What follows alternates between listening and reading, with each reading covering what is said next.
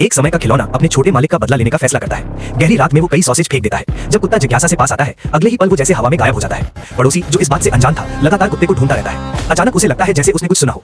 वो देखता है कि छोटे से घर के अंदर गहराई में कुछ मौजूद है। जैसे ही पड़ोसी सोचता है कि शायद ये उसका कई सालों से लापता कुत्ता है, तभी खिलौना बाहर आ जाता है। लेकिन उसे पता नहीं था कि ये एक जाल है। पड़ोसी तुरंत स्तब्ध होकर खड़ा रह जाता है। इसके बाद खिलौना सीधे उसे मौत के घाट उतार देता है। आखिर ये सब क्या हो रहा है? असल में ये खिलौना बच्चों की संगत और उनकी रक्षा के लिए बनाया गया था। इसकी निर्माता हुआई नाम की एक खिलौना डिजाइनर थी।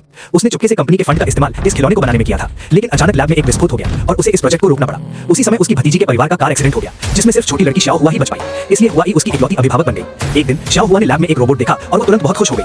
हुआई ने सोचा कि इस खिलौने को शाओ हुआ के साथ पैर कर दिया जाए। उसने तुरंत काम शुरू कर दिया। बॉक्स में पड़े सारे पार्ट्स को दोबारा जोड़ा और अपने सहकर्मियों की मदद से खिलौने को पूरी तरह बना दिया। जब खिलौना और शाओ हुआ सफलतापूर्वक जुड़ गए, तब हुआई उसे घर ले आई। अब खिलौना हर समय शाओ हुआ के साथ रहता था। लेकिन इस खिलौने में एक खास सिस्टम था। ये खुद को लगातार अपडेट और बेहतर कर सकता था। यही वजह बनी कि बच्चे की रक्षा करने के लिए उसने किसी भी हद तक जाने का फैसला कर लिया। इसी प्रक्रिया में खिलौने ने अपनी खुद की चेतना भी विकसित कर ली। जब हुआई ने पड़ोसी की रहस्यमयी मौत देखी, तो उसे कुछ शक हुआ। उसने तुरंत खिलौने के स्टोरेज को चेक किया, लेकिन सारे वीडियो पहले ही खिलौने ने खुद ही डिलीट कर दिए थे। डर के कारण हुआई ने खिलौने को वापस लैब में भेज दिया। लेकिन अचानक एक हादसा हुआ और खिलौना वहां से भाग निकला। फिर वो सीधे एक पीली कार में जा बैठा और हुआई को ढूंढने निकल पड़ा। उधर हुआई नींद में चल रही थी। तभी उसने देखा कि खिलौना उसके घर में बैठा पियानो बजा रहा है। ये देखकर वो डर से बिल्कुल जड़ हो गई।